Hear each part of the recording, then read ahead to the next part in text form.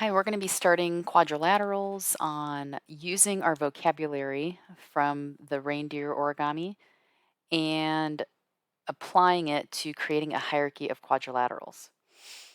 You do not need to recopy all these. You could just take your original vocab list and just staple it to the top of your packet, and then just make sure that your name is on the first page. So let's go ahead and talk about the hierarchy of quadrilaterals. You're going to just label the quadrilateral that goes in the appropriate location. So at the very top, the definition is written on the side: a four-sided polygon. The sum of the measures of the angles is equal to 360 for all quadrilaterals. Or you can just write quads. So if we start on the far left over here, we have one pair of opposite sides parallel, and that's the definition for a trapezoid.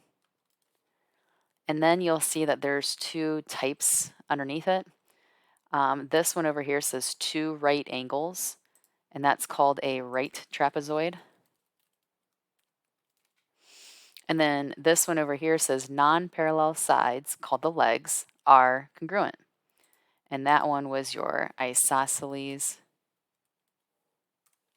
trapezoid. For trapezoids, yes, you definitely need to know about the isosceles trapezoid, but that's really the only thing we're going to talk about with the right trapezoid, is that it has right angles, and that's about it. For the middle flow off of this flow chart, the definition says two pairs of opposite sides are parallel. This is parallelogram.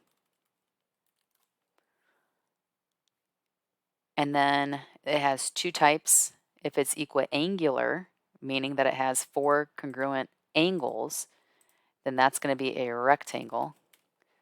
And then if it's equilateral, meaning all the sides are congruent, it's going to be a rhombus.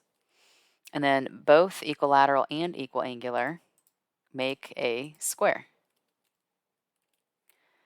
And then finally, the last quadrilateral says two pairs of adjacent congruent sides.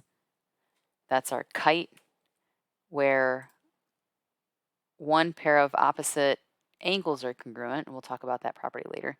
It says a kite may or may not have parallel sides. If it it typically does not have parallel sides.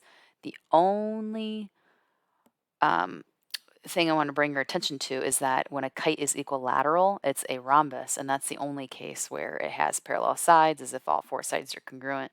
And then I'm going to have you guys use your information from this hierarchy to complete the Venn diagram hierarchy on the next page in your notes, and then answer the 9 questions as always, sometimes, or never in the following blanks.